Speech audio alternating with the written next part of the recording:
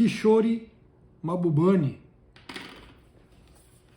renomado membro da Asia Research Institute, Universidade Nacional de Singapura, teve duas carreiras distintas, 33 anos na diplomacia e 15 anos na academia, quando foi reitor da Lee Kuan Yew School of Public Policy. Morou em Nova York por mais de 10 anos como embaixador de Singapura na ONU.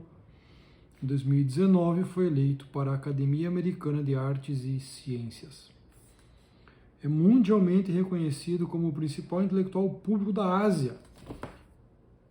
Kishore Mahbubani é autor de A China Venceu. O Desafio Chinês à Supremacia Americana foi um livro publicado em 2020, antes um pouco da eclosão da Covid-19 na China e no mundo. Mas é um livro muitíssimo interessante e provocador, em que o autor faz uma análise da supremacia americana versus o esforço imperialista chinês nesse virtual e real embate entre Estados Unidos de um lado e China do outro após a queda do Muro de Berlim e do Império Soviético.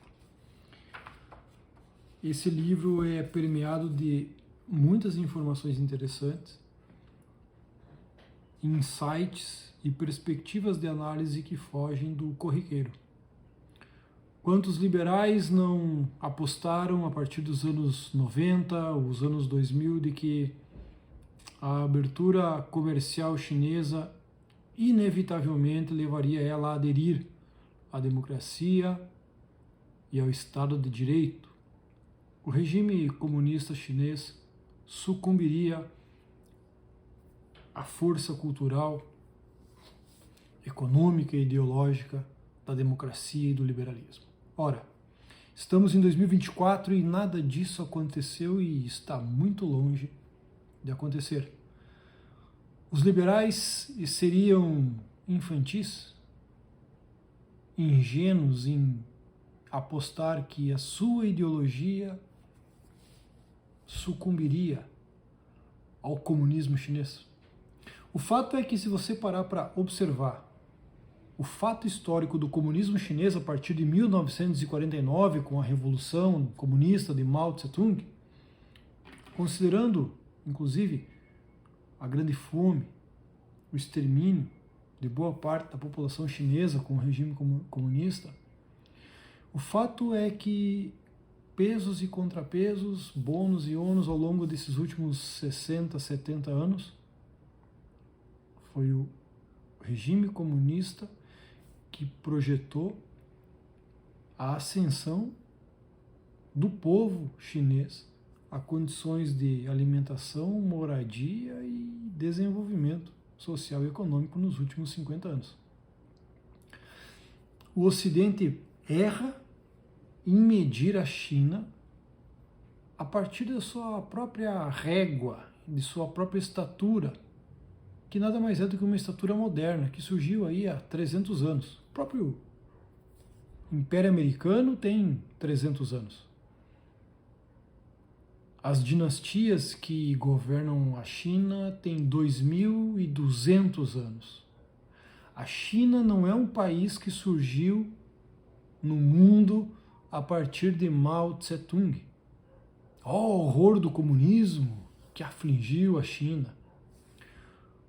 O capítulo comunista e de Mao Tse-tung na China, principalmente a fome, as mortes de milhões de pessoas, é um pequeno capítulo de uma história de pelo menos 2.000 anos ou mais.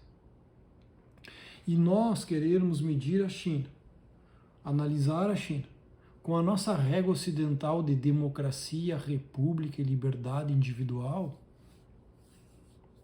é uma régua que os chineses olham para nós e nos dizem: mas do que vocês estão falando?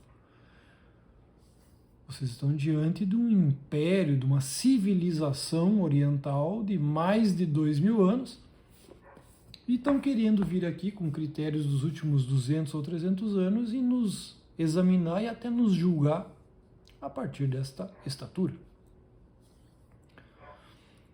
Não esqueçam que o próprio Partido Comunista Chinês foi o mesmo partido, o mesmo regime que catapultou uma população chinesa a níveis de desenvolvimento social e econômico jamais visto na história civilizacional da China. Não foi, portanto, a influência benigna e libertadora do Ocidente liberal norte-americano que salvou a China de suas mazelas. O dirigismo, o centralismo, o controle do Partido Comunista Chinês permanece intacto, incólume e mais forte do que outros tempos. E é ele que garante uma estabilidade e uma continuidade de um regime que o povo chinês aplaude. A defesa democrática, liberal de um regime republicano não são valores aprazíveis ao povo chinês, à história chinesa, à cultura chinesa.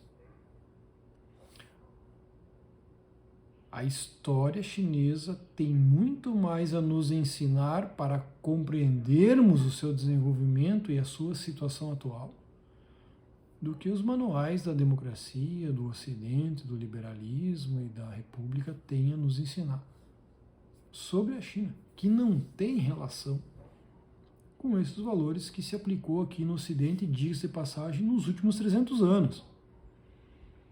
Porque até então o próprio Ocidente era um Ocidente monárquico, religioso, e não tinha nada de capitalista, republicano, democrático, individualista e laico, como foi promovido a partir da Revolução Francesa,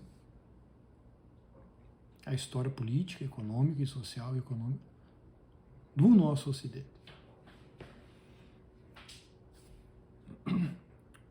Kishore Mahbubani, nesse livro, inclusive, aponta muito acertadamente uma espécie de arrogância epistemológica, cultural dos Estados Unidos em relação à China. Os Estados Unidos se outorgam o baluarte da libertação humana diante da tirania do Estado, do governo, dos regimes e tal. Só que a gente vai olhar os últimos 30 ou 40 anos, quais são os países que mais tiveram investidas militaristas e expansionistas sobre nações?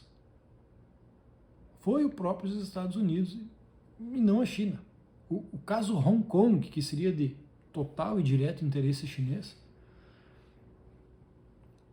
uma filosofia da intervenção ocidental já teria nos garantido: a China vai invadir Hong Kong, a China invadirá Hong Kong em pouco tempo. Bom, passam aí 20, 30 anos e até hoje a China não invadiu Hong Kong. Para surpresa da mentalidade ocidental, militarista, expansionista e imperialista, que é o que os Estados Unidos fazem. Pega o recorte dos últimos 40 anos. Quantos países os Estados Unidos já invadiu, tomou em nome da democracia, da liberdade, do que quer que seja? E quantos países a China já ocupou? Seja em defesa ou seja em ataque para defender alguma agenda política.